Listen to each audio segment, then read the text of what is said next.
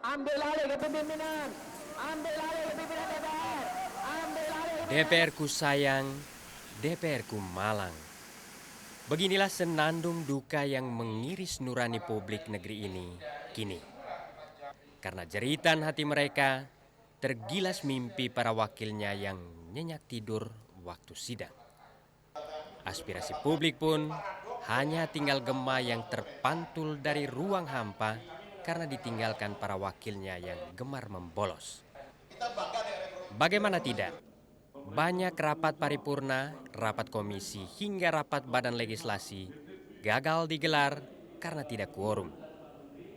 Data Sekretariat Jenderal DPR bahkan menunjukkan tingkat kehadiran anggota DPR yang cenderung turun pada masa sidang kedua dan ketiga yang berakhir Juni lalu. Partai besar seperti PD Perjuangan bahkan mencatat rekor ketidakhadiran tertinggi, yakni 38,8% pada masa sidang ketiga. Disusul PKS sekitar 37,3%, Partai Demokrat sebesar 25,2%, dan Golkar 25,1%. Demikian pula kader partai menengah seperti PKB yang tingkat kehadirannya hanya mencapai 65,5%, serta Gerindra dan Hanura masing-masing 75%. Bagus kita berorientasi kepada output dulu, output keseluruhan, karena memang volume pekerjaan ini di Dewan terlalu banyak, terlalu padat gitu. Saya khawatir nanti dengan volume pekerjaan sangat banyak ini bukan hanya kita punya masalah kehadiran, tapi output akhirnya juga justru lemah gitu. DPR boleh saja berkelit bahwa tingkat kehadiran tidak menjadi ukuran kinerja mereka. Namun fakta membuktikan lain. Hingga paruh kedua tahun ini, belum satu RUU pun yang disahkan dari 70 target yang menjadi program prioritas legislasi nasional atau prolegnas tahun 2010.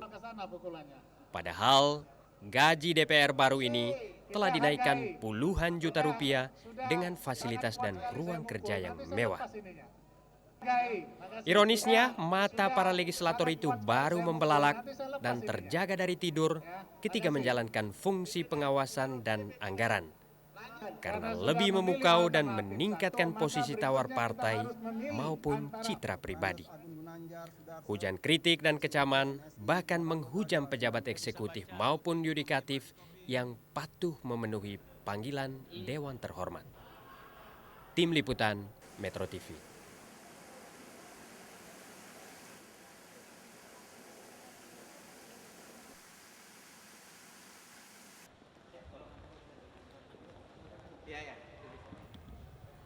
Pong Hardjatmo dikenal sebagai aktor yang kerap memerankan tokoh antagonis.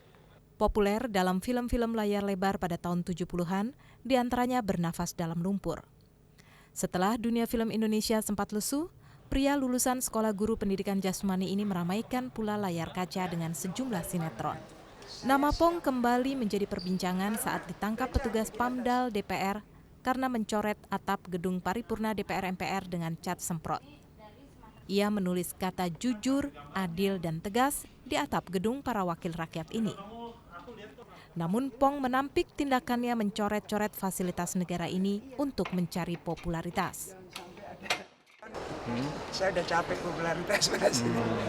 Jam terbang saya bukan kemarin-kemarin aja, saya udah capek terbang. Pong mengaku kesal. Selama ini baik DPR maupun pemerintah selalu mengambang dalam menangani permasalahan yang ada. Mas, bicara udah nggak didengerin, nulis nggak didengerin.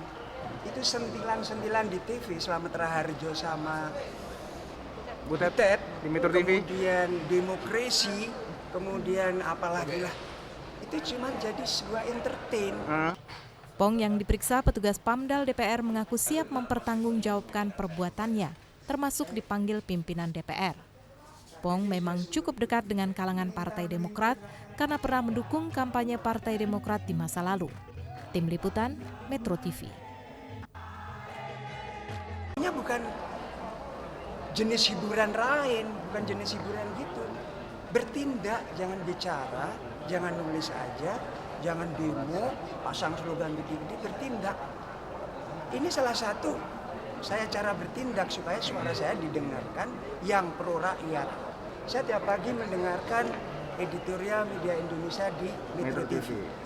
Itu semua usulannya memihak ke rakyat.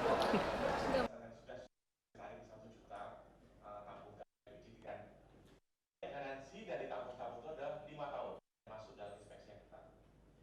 Kalau sekarang ini itu ada 60 juta tabung 3 kilogram yang sekarang ini ada di masyarakat. Yang 15 juta itu adalah dimiliki jaminan kalau harus berobat, 5 juta. Distributor ini Pak, karena kalau ini tetap dilakukan tidak itu akan masuk itu kan butuh 3 tabung masuk 12 87 ditertibkan dan akan terjadi terus seperti ini Pak. Ini ya tadi saya memang kemarin pada kementerian lembaga mana yang paling berbeda. Tabung gas ditutup. Laporan ketiga dari Kementerian Perdagangan terjun ke lapangan.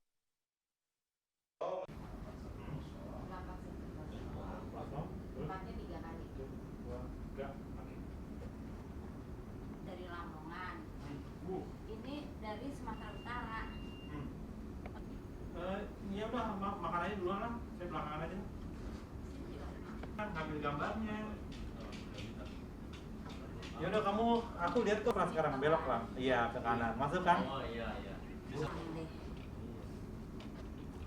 Dia harus dikasih, kalau anak-anak kan suka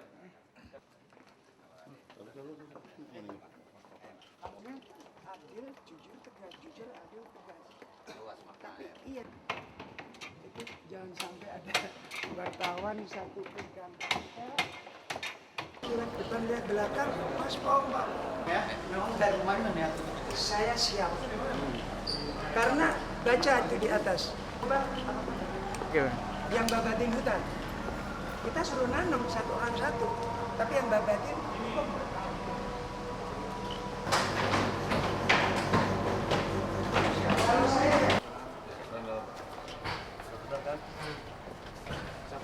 Mas, bicara udah nggak didengerin, nulis nggak didengerin. Itu sentilan-sentilan di TV Slamet Raharjo sama Butet di Metro TV. Kemudian demokrasi, kemudian apalagi lah. Karena soal absensi ini adalah soal disiplin dan ini berhubungan dengan perintah undang-undang. Undang-Undang nomor 29, nomor 27 tahun 2009 yang kita buat sendiri. Dan juga ini berhubungan dengan peraturan tata tertib DPR RI nomor 1 tahun 2009 yang juga kita buat sendiri. Karena itu Pak Ketua, saya tidak sependapat kalau masalah disiplin adalah masalah yang harus ditinggalkan. Saya tidak setuju yang disampaikan oleh PDIP. Kebetulan saya di Badan Kehormatan. Yang ketiga, saya juga protes keras terhadap Sekretariat Jenderal yang telah mengumumkan nama-nama yang bersangkutan. Sehingga begitu dikonfirmasikan kepada kita BK, kita heran kenapa nama-nama tersebut bisa beredar di media. Karena itu kita minta dari Sekretariat Jenderal yang mengumumkan nama-nama secara tidak bertanggung jawab untuk diberikan tindakan administratif. Demikian Ketua, terima kasih. Baik, apakah selanjutnya